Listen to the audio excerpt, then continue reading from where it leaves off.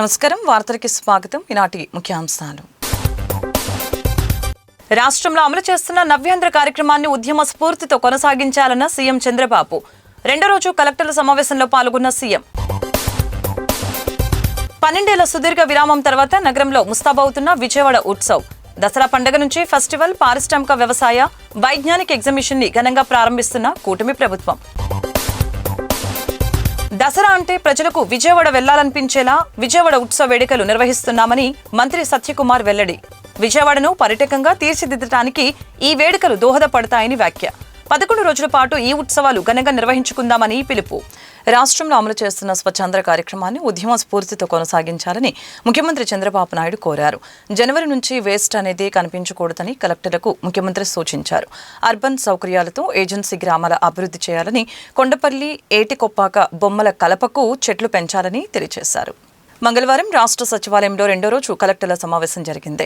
Swachhandhra, circular economy వంటి అంశాలపై చర్చించారు. ఈ సందర్భంగా ముఖ్యమంత్రి చంద్రబాబు మాట్లాడుతూ జనవరి నుంచి వేస్ట్ అనేది ఎక్కడ కనిపించకూడదని తెలిపారు. 83 లక్షల మెట్రిక్ టన్నుల లెగసీ వేస్ట్ క్లియర్ చేస్తామని చెప్పారు.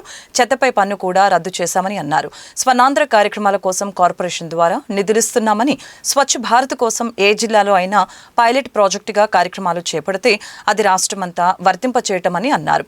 ఉమ్మడి రాష్ట్రంలోనే సింగపూర్ విధానాలను పరిశీలించి ఉమ్మడి రాష్ట్రంలో స్వచ్ఛత కార్యక్రమాలు చేపట్టామని, ఆ తర్వాత క్లీన్ అండ్ గ్రీన్, పచ్చదనం, పరిశుభ్రం పేరిట కార్యక్రమాలు నిర్వహించామని తెలియజేశారు. అలాగనే స్వచ్ఛత అంటే పరిశుభ్రత పాటించేలా చూడటమే కాదని ప్రజల ఆలోచన విధానం కూడా మారేలా చూడాలని అన్నారు. 95-96లో నేను సీఎం అయినప్పటికీ 650 బెడ్లున్నాయి మొత్తం రాష్ట్రం అంతా. మెడికల్ సీట్స్ 650 ఉన్నాయి. నేను వస్తానే 7 మెడికల్కి ఇచ్చి 750 యాడ్ చేశాం. తర్వాత వచ్చిన వాళ్ళందరూ కలిసి 9 వరకు ఇంకొక 450 యాడ్ చేశారు. ఆ తర్వాత నేను వస్తానే మళ్ళీ 1187 యాడ్ చేశాను. మళ్ళీ 19-20కి 2114 సీట్స్ యాడ్ అయినాయా, వరుస క్యుములేటివ్. అక్కడి నుంచి 300 మాత్రం 19-20 మన పీరియడ్ వచ్చినప్పుడు ఇంకొక 14-19లో 450 సీట్లు యాడ్ అయినాయి. 95, 2004 780 సీట్లు యాడ్ అయినాయి. అంతవరకు 650 ఉన్నాయి. అదే మరిగా 19-24 557 సీట్లు మాత్రం యాడ్ అయినాయి. మళ్ళీ 24 నుంచి 50 సీట్లు యాడ్ చేశాం. అంటే నేను సీఎంగా ఉన్నప్పుడు 1282 సీట్లు యాడ్ చేశాం.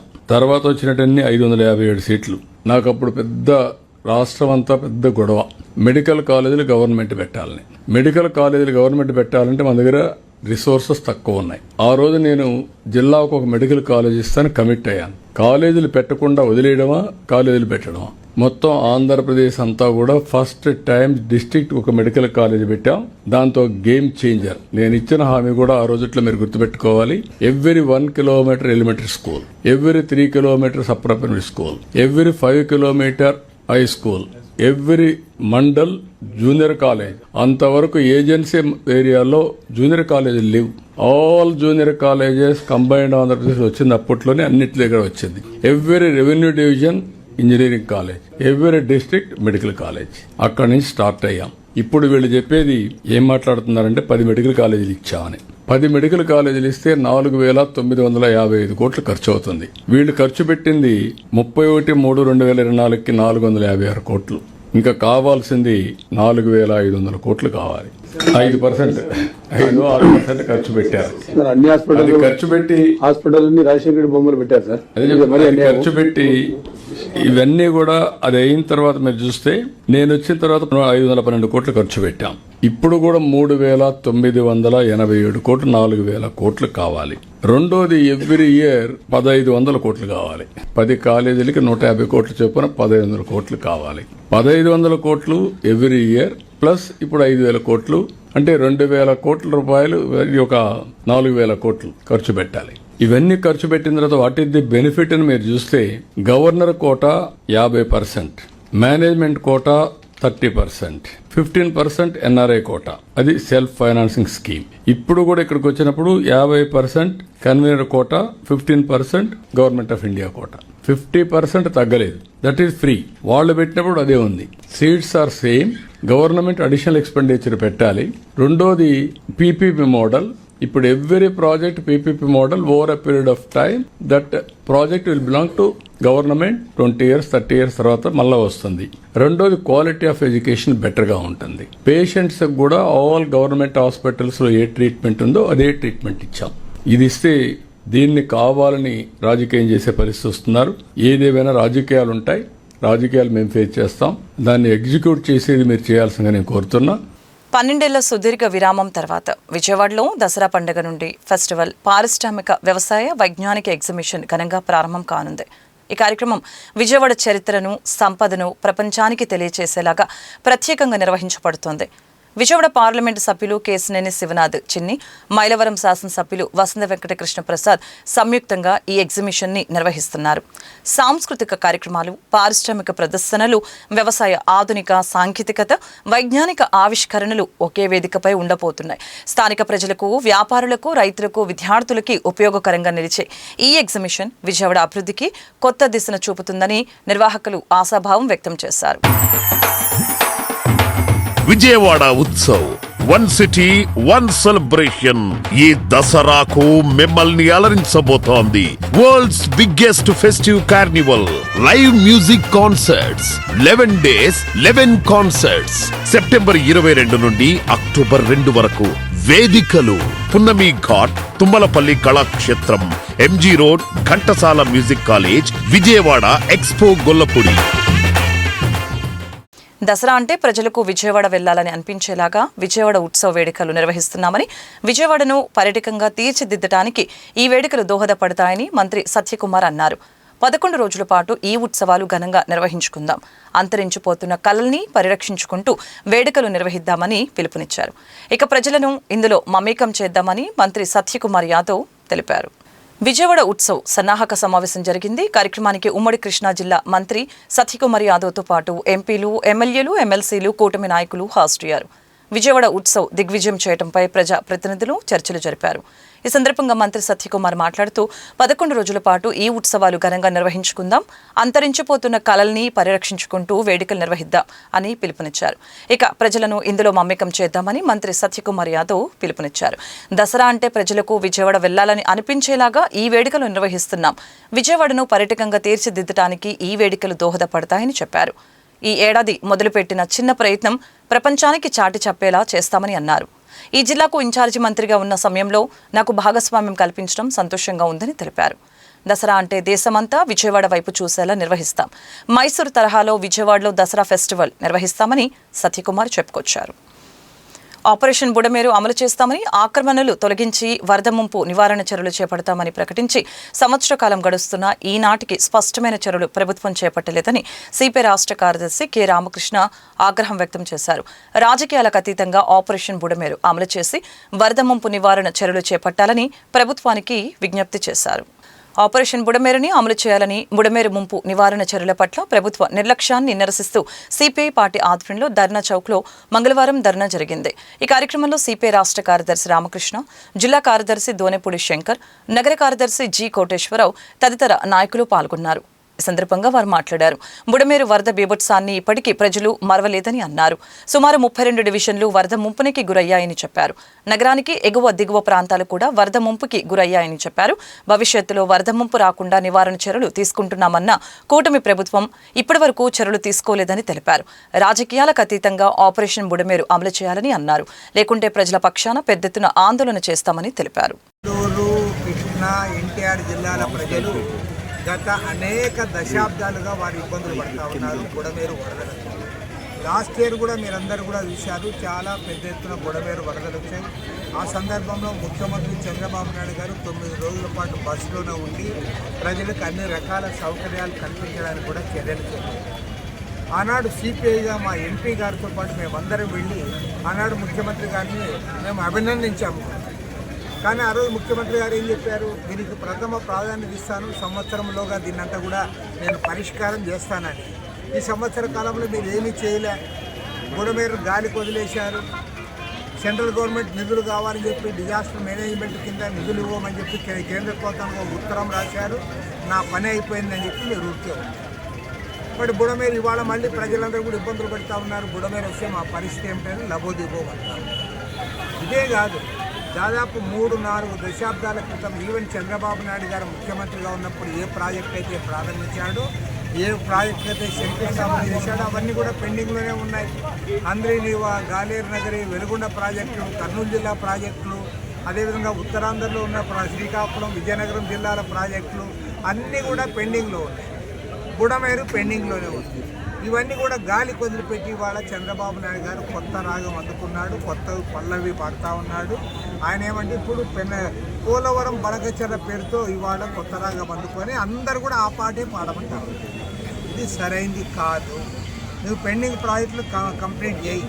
యుద్ధ ప్రాతిపదిక పైన బుడమేరుకి ఇవాళ నిర్మాణం చేపట్టాలి. దానికి ఇంతవరకు చేయకుండా దానికి మహా అయితే ఎంత అవుతుంది? 500 కోట్లు అవుతుంది. 500-600 కోట్ల రూపాయలు ఖర్చు పెట్టడానికి నీ దగ్గర డబ్బులు లేవా అని నేను అడుగుతా ఉన్నా. లక్షల కోట్ల రూపాయలు అప్పులు తెస్తూ ఉన్నావు. అమరావతి నిర్మాణానికి 78,000 కోట్ల రూపాయలు ఖర్చు పెడతామంటా ఉన్నావు. ఇక్కడ నిర్మాణమైన విజయవాడ నగరం మునిగిపోతూ ఉంటే దాని గురించి నువ్వు మాట్లాడడంలే. కాబట్టి ఏమంటే ఇవాళ ప్రభుత్వాన్ని హెచ్చరిస్తూ ఉన్నా. సిపిఐ తరఫున ఇప్పటికే మేము అనేక దఫాలుగా రకరకాల పద్ధతుల్లో మేము ఉద్యమాలు చేపట్టినా సరే మీరు ఏమాత్రం కూడా స్పందించడం లేదు. ప్రభుత్వం స్పందించకపోతే ఈసారి డైరెక్ట్ యాక్షన్ ఉంటుంది. ఖచ్చితంగా మీ ఇళ్ల దగ్గరే మా ధర్నా కార్యక్రమం కూడా ఉంటుంది. విజయవాడ నగరం కళలు, సాంస్కృతిక, రాజకీయ పత్రికల రాజధాని అని, విజయవాడ నగరం ప్రాముఖ్యతను చిన్నపిల్లల నుంచి పెద్దల వరకు తెలిసేలాగా విజయవాడ ఉత్సవాన్ని నిర్వహిస్తున్నామని విజయవాడ ఎంపీ కేశినేని శివనాథ్ తెలిపారు. దసరా ఉత్సవాలకి, దుర్గమ్మ దర్శనానికి వచ్చే భక్తులకు వినోద, ఆధ్యాత్మిక కార్యక్రమాలు అందించేలాగా విజయవాడ ఉత్సవాలు నిర్వహిస్తున్నామని చెప్పారు. దసరా ఉత్సవాలు ఉన్నన్ని రోజులు విజయవాడ నగరం విద్యుత్ దీప కాంతులతో కలకలలాడేలాగా అలంకరిస్తామని చెప్పారు. దసరా ఉత్సవాలు, విజయవాడ ఉత్సవం గురించి ప్రజలకు తెలిపేలా పెద్ద దసరా కార్నివాల్ నగరంలో నిర్వహిస్తున్నామని తెలిపారు. మనం గోవా కానీ కేరళ కానీ చేస్తే దాన్ని అపీల్ చేద్దాం. మనం మీ వచ్చిన వాళ్ళందరికీ కూడా హోమ్ స్టే కొంచెం మనం కూడా అసోసియేషన్తో నిన్న రాత్రి 3 గంటలు కూర్చున్నాను. వాళ్ళన్నీ రకరకాల సలహాలు ఇచ్చారు. Chamber of commerce of Vijayawada chamber of commerce వారు తప్పకుండా వాళ్ళు చెప్పారు. ఇది కొంత మేము ఫుడ్లో కానీ మేము హోమ్ స్టేలో కానీ ఇవన్నీ కూడా ఎంకరేజ్ చేసి సపోర్ట్ చేస్తామని చెప్పారు. ఇది ప్రజల జరిగే ఉత్సవం, ప్రజల పార్టిసిపేషన్తో జరిగే ఉత్సవం, ప్రజల ద్వారా జరిగే ఉత్సవం, ప్రజల అవేర్నెస్తో జరిగే ఉత్సవం. కాబట్టి ఈ అవేర్నెస్ కార్యక్రమాలు రేపు నుంచి మొదలు పెట్టబోతున్నాం భారీ ఎత్తున. తప్పకుండా మనం అన్ఎక్స్పెక్టెడ్ క్రౌడ్ రెడీ అవుతున్నాం. ఎందుకంటే కూటమి ప్రభుత్వం అధికారంలోకి రాగానే మహిళా మనులందరికీ ఉచిత బస్సు సర్వీస్ ఇచ్చాం. కాబట్టి 1,50,000 మందికి 2 లక్షలు కూడా అవ్వచ్చు అమ్మవారిని దర్శించుకుంటానికి. దాంట్లో 15,000-20,000 మంది విజయవాడ ఉత్సవానికి వస్తారని మేము అనుకుంటున్నాం. తప్పకుండా ఆ ఏర్పాట్లు రెడీగా ఉన్నాం. అందరూ పౌరులు కూడా దీంట్లో భాగస్వామ్యం కావాలి. ఇటువంటి కొత్త ఐడియాలు మీరు ఇస్తే మనం అందరికి కూడా దాన్ని అవేర్నెస్ ప్రోగ్రామ్ చేద్దాం.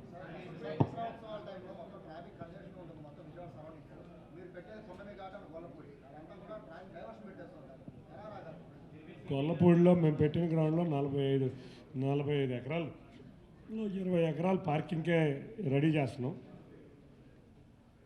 దాంట్లో కూడా రాజకీయాలు జరుగుతున్నాయి. ఇవాళ రాజకీయాలతో పాటు కోర్టులకు కూడా వెళ్ళారు. మీరు చూస్తే ఆ రోజు వెంకటేశ్వర స్వామి వారి ఆలయం, రైతులు, మీడియా అండ్ ఎలక్ట్రానిక్ మీడియా సోదరులందరికీ స్వాగతం. అలాగే ఇట్లాంటి క్లిష్టమైన కేసులు మీ ద్వారా నేను తెలియజేసేది ఏంటంటే ప్రజలకు ముఖ్యంగా ఎటువంటి కేసులైనా అంటే మల్టీ డిపార్ట్మెంట్స్ అంటే ఒక డిపార్ట్మెంట్ కాదండి, సింగిల్ డిపార్ట్మెంట్ కాదు. కాబట్టి అందరూ టీంతో కలిసి చేయగలిగితే మెరకిల్స్ అద్భుతాలు చేయొచ్చు. అలాంటి గ్యారంటీగా మీరు పేషెంట్తో కూడా మాట్లాడచ్చు. ఆయన ఇక్కడ హాస్పిటల్కి రాకముందు ఎలా ఉంది, ఇప్పుడు సర్జరీ అయిన తర్వాత ఎలా ఉంది అనేది మీరు డైరెక్ట్గా పేషెంట్తో మాట్లాడి తెలుసుకోవచ్చు. ఇటువంటి క్లిష్టమైన కేసులు చేయాలంటే విజయవాడలో మళ్ళీ క్యాపిటల్ హాస్పిటలే అనేది హేమకృష్ణ సాయి గారు, అలాగే గిరీష్ గారు, డాక్టర్ భూపాల్ గారు, శ్రీధర్ గారు టీం అంతా ఉండబట్టి మేము కూడా చేయగలుగుతాం. చివరిగా నేను చెప్పేది ఏంటంటే మిత్రులందరికీ, మీకు కానీ మీకు తెలిసిన వాళ్ళు ఎవరైనా సరే ఇబ్బందుల్లో ఉంటే, అంటే ఆరోగ్యకరమైన ఇబ్బందులు ఏదున్నా కూడా తప్పకుండా మా హాస్పిటల్ని అప్రోచ్ అవ్వచ్చు. మేము అనుకున్న ఫస్ట్ మా క్యాప్షన్ అందరికీ అందుబాటులో ఆధునిక వైద్యం, అదే క్యాప్షన్ తోటి చేస్తున్నాం. తప్పకుండా ప్రతి ఒక్కరికి ఆధునిక వైద్యం ద్వారా మనం చేయగలిగిన సేవలన్నీ చేసి రోగిని మంచి కండిషన్లో బయటికి పంపించే ఏర్పాటు చేస్తాం. సో మీ అందరూ ఈ అవకాశాన్ని మీ ద్వారా ప్రజలకు తెలియజేయమని నేను అడుగుతుంది. తప్పకుండా ఇది ప్రజలకు అందేలా చూడండి. Thank you. మల్టీ స్పెషాలిటీ అండి, ఇది మంచి సూపర్ స్పెషాలిటీ, అన్ని సర్వీసెస్ ఉన్నాయి. అంటే లివర్ని కంట్రోల్ చేస్తూ హార్ట్ సర్జరీ, లివర్ సర్జరీ కాదు, లివర్ని కంట్రోల్ చేస్తూ ఆ ప్రాబ్లమ్ని నలిఫై చేసి అది స్టెబిలైజ్ అయితే సర్జరీ చేయడానికి లేదండి. అందుకని ముందు అది స్టెబిలైజ్ అయిన తర్వాతే సర్జరీ చేశారు. High risk redo heart surgery, redo అంటే రెండోసారి చేసేది, 2 కానీ 3 కానీ. అది మన దగ్గర ఎవరు చేయట్లేదండి రీడు సర్జరీస్, ఎవరు చేయట్లేదు. ఎక్కువ మంది హైదరాబాద్. ఇందాక కృష్ణసాయి గారు చెప్పినట్టు ఫ్యూచర్లో హైదరాబాద్ నుంచి ఇక్కడికి వచ్చినట్టు ఉండాలి. మనం అమరావతి అనుకుంటున్నాం కదా, ఆ అమరావతిలో మనం కూడా పేరు నిలబెట్టాలి.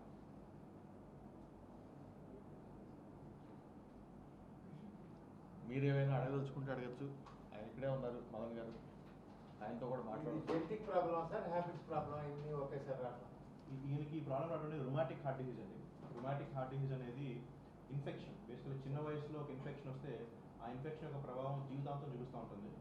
సో మన దేశంలో వెస్ట్రన్ కంట్రీస్లో పూర్తిగా ఎరాడికేట్ అయిపోయింది ఆల్మోస్ట్. మన దేశంలో కూడా ఇప్పుడు దాని ఇన్సిడెన్స్ తగ్గుతుంది. ఇంకా ఫ్యూచర్ కమింగ్ 1 or 2 డేస్లో మన దేశంలో కూడా దాన్ని ఎరాడికేట్ చేసే పరిస్థితి వస్తుంది. ఎలా ఉంది బాబు నీకు ఇప్పుడు? ఆర్టీటీ స్వచ్ఛంద సంస్థకు నిధులు రాకుండా చేస్తున్న కేంద్ర ప్రభుత్వ వైఖరిని తప్పుపడుతూ రాష్ట్ర ముఖ్యమంత్రి చంద్రబాబు నాయుడు తక్షణమే ఆ సమస్యను పరిష్కరించాలని సిపిఐ రాష్ట్ర కార్యదర్శి కె రామకృష్ణ కోరారు. ఈ మేరకు రామకృష్ణ నేడు ఒక ప్రకటన విడుదల చేశారు. దుఃఖదాయిని బుడమేరు సంవత్సర కాలం గడిచింది. రాష్ట్ర ముఖ్యమంత్రి ఇచ్చిన హామీలన్నీ కూడా బుడమేరు వరద ప్రవాహంలో కొట్టుకుపోయినాయి. 10 రోజుల పాటు విజయవాడ నగరంలో స్వయంగా పర్యవేక్షించినటువంటి ముఖ్యమంత్రి బుడమేరు ముంపుకు కారణాలు తెలుసుకొని ఆపరేషన్ బుడమేరును అమలు చేస్తామని చెప్పాడు. కానీ నాటి వరకు జరిగిందా? నిన్న కాకపోయిన జలవనరుల శాఖ సమావేశంలో ఈ రాష్ట్రంలో తాగునీరు, సాగునీరు కోసం, పెండింగ్ ప్రాజెక్టుల సాధన కోసం, రైతాంగ సంక్షేమం కోసం 9,000 కోట్ల రూపాయలు మేము ప్రాజెక్ట్స్కి మంజూరు చేస్తున్నామని చెప్పి రాష్ట్రంలో ఉత్తరాంధ్ర నుంచి రాయలసీమ వరకు ఉన్న ప్రాజెక్టులన్నీ ఏకరువు పెట్టాడు. నేను అడుగుతున్నా, ఇవాళ విజయవాడలో 3 జిల్లాలకు సంబంధించినటువంటి బుడమేరు సమస్యకి నిధులు కేటాయించరా? ₹1 ప్రభుత్వ నిధులతోటి ₹1 టెండర్ పిలిచారా మీరు అని చెప్పేసి అడుగుతున్నా. బుడమేరు ప్రవాహ వేగాన్ని క్రమబద్ధీకరించడానికి ఆక్రమణ తొలగించి పూడికలు తీశారా అని చెప్పి అడుగుతున్నా. ఎనికేపాడు 100 టన్నుల సామర్థ్యాన్ని పెంచారా అని చెప్పేసి అడుగుతున్నా. ఎక్కడో ఏకొండూరు నుంచి 127 కిలోమీటర్ల ప్రవాహ వేగం అప్ టు ఉప్పుగుండూరు టు కొల్లేరు సముద్రంలో కలుస్తుంది. కాబట్టి 127 కిలోమీటర్ల ప్రవాహ వేగాన్ని క్రమబద్ధీకరించడానికి ఎంత మీరు ఖర్చు పెట్టారు, నిధులు ఎంత శాంక్షన్ చేయించారు అని చెప్పేసి అడుగుతున్నా. కాబట్టి పూర్తిగా మోసపూరితమైనటువంటి మాటలతోనే ఈ సంవత్సరకాలం గడిచారు. నిన్న కాక మొన్న న్యూ రాజశ్రీపేటలో డయేరియా ప్రబలింది. దానికి కారణం ఒక కుంటి సాగు చెప్పాడు. ఓ పక్కన రాష్ట్ర ప్రభుత్వం, నగరపాలక సంస్థ వైఫల్యం. అది బుడమేరు వరద ముంపు వలన, బుడమేరు పరివాహక ప్రాంతం వలన ఆ వాటరు ఈ వాటరు పైప్ లైన్లు కలిసి వరద వాస్తవమే అది. కాబట్టి మీ స్వయంగా మీ మంత్రి గారే ఒప్పుకున్నాడు. అందువల్ల ఎప్పుడైతే మీరు బుడమేరు క్రమబద్ధీకరణకి ముంపు నివారణ చర్యలు చేపట్టడంలో నిర్లక్ష్యం వహించినటువంటి కారణంగా ఇవాళ డయేరియా ప్రబలింది. ఆపరేషన్ బుడమేరు అమలు జరగాలి, ఆక్రమణ తొలగించాలి. ఆ వైపుగా సిపిఐ సంవత్సర కాలంగా మీరు చెప్పినటువంటి ఆపరేషన్ బుడమేరు హామీల్ని అమలు చేయమని చెప్పేసి మేము కోరుతున్నాము. కాబట్టి ఇవాళ మీ ప్రభుత్వ నిర్లక్ష్యానికి నిరసనగా ఈరోజున సిపిఐ నిరసన దీక్షను చేపట్టింది. ఈ నిరసన దీక్షని జయప్రదం చేయాల్సిందిగా ప్రభుత్వం వెంటనే కదిలి ఆపరేషన్ బుడమేరును అమలు చేయాలని చెప్పేసి పత్రికాముఖంగా విజ్ఞప్తి చేస్తున్నాం. ఇది మంచి ప్రభుత్వం అని డబ్బాలు కొట్టుకునేటటువంటి ప్రభుత్వాన్ని సిపిఐగా ప్రశ్నిస్తా ఉన్నాం. బుడమేరు ముంపులో ప్రజలు జలదిగ్బంధంలో కాపురాలు చేసి సంవత్సరం అవుతా ఉన్నది. బుడమేరు ముంపుకి వార్షికోత్సవం చేసుకోవాల్సినటువంటి పరిస్థితి వస్తా ఉన్నది. కాబట్టి ఈ సంవత్సర కాలంలో ఈ ప్రభుత్వం బుడమేరు ముంపు నుండి పరిరక్షించేటటువంటి దానికోసం ఏ రకమైనటువంటి చర్యలు చేపట్టకపోవడంతో సిపిఐగా అనేక దఫాలుగా ఆందోళన చేస్తా ఉన్నాం. ముఖ్యంగా విజయవాడ నగరంలో 32 డివిజన్స్ నీట మునిగినాయి. అటువైపు ఉన్నటువంటి భవానీపురం, విద్యాధరపురం, రాజరాజేశ్వరపేట, కొత్త రాజరాజేశ్వరపేట, సింగనగర్, కండ్రిక, పాయికాపురం ప్రాంతాలు మొత్తం కూడా 32 డివిజన్స్ లో ఉన్నటువంటి ప్రజలందరూ కూడా జలదిగ్బంధంలో రోజుల తరబడి జలదిగ్బంధంలో ఉండినటువంటి పరిస్థితిని ఈ రోజున ప్రభుత్వం పెడచెవిన పెట్టడం సరైనటువంటిది కాదు. ఇమీడియట్ గా రాబోయేటటువంటి కాలంలో బుడమేరు ముంపు నుండి పరిరక్షించేటటువంటి దానికోసం 3 జిల్లాలతో పాటుగా విజయవాడ నగరాన్ని పరిరక్షించేటటువంటి దానికోసం శాశ్వత చర్యలు రాష్ట్ర ప్రభుత్వం చేపట్టాలని చెప్పి సిపిఐగా డిమాండ్ చేస్తున్నాం. ఆ వైపుగా రాబోయేటటువంటి కాలంలో ప్రభుత్వం కనుక స్పందించకపోతే ప్రజలే చైతన్యవంతమై ఈ ప్రభుత్వ విధానాన్ని నిరసించేటటువంటి పరిస్థితి వస్తుంది. ఈ మధ్య కాలంలో భవానీపురం ప్రాంతం, శివాలయం ప్రాంతంలో ప్రజలు స్వచ్ఛందంగా రాజకీయాలకు అతీతంగా మొన్న వచ్చినటువంటి వర్షాల పైన నిరసించి ఆందోళన కార్యక్రమం చేపట్టినటువంటి చర్యలు కనుక మనం గమనించినట్లయితే ఈ ప్రభుత్వం పైన రాబోయేటటువంటి కాలంలో ప్రజలు కూడా పెద్ద ఎత్తున తిరగబడేటటువంటి పరిస్థితి కూడా వస్తా ఉన్నది. దీన్ని గమనించి ఆపరేషన్ బుడమేరు తక్షణం అమలు చేసి రాబోయేటటువంటి కాలంలో బుడమేరు ముంపు నుండి ప్రజల్ని పరిరక్షించేటటువంటి దానికోసం శాశ్వత చర్యలు చేపట్టాలని చెప్పి సిపిఐగా డిమాండ్ చేస్తాం. వార్తలు ముగించే ముందు ముఖ్యాంశాలు మరొకసారి. రాష్ట్రంలో అమలు చేస్తున్న నవ్యాంధ్ర కార్యక్రమాన్ని ఉద్యమ స్ఫూర్తితో కొనసాగించాలన్న సీఎం చంద్రబాబు. 2వ రోజు కలెక్టర్ల సమావేశంలో పాల్గొన్న సీఎం. 12 ఏళ్ల సుదీర్ఘ విరామం తర్వాత నగరంలో ముస్తాబవుతున్న విజయవాడ ఉత్సవ్. దసరా పండుగ నుంచి ఫెస్టివల్, పారిశ్రామిక, వ్యవసాయ, వైజ్ఞానిక ఎగ్జిబిషన్ ని ఘనంగా ప్రారంభిస్తున్న కూటమి ప్రభుత్వం. దసరా అంటే ప్రజలకు విజయవాడ వెళ్లాలనిపించేలా విజయవాడ ఉత్సవ వేడుకలు నిర్వహిస్తున్నామని మంత్రి సత్యకుమార్ వెల్లడి. విజయవాడను పర్యాటకంగా తీర్చిదిద్దడానికి ఈ వేడుకలు దోహదపడతాయని వ్యాఖ్య. 11 రోజుల పాటు ఈ ఉత్సవాలు ఘనంగా నిర్వహించుకుందామని పిలుపు. ఈ వార్తలు ఇంతటితో సమాప్తం. మరొక బులెటిన్లో మళ్ళీ కలుద్దాం. నమస్కారం.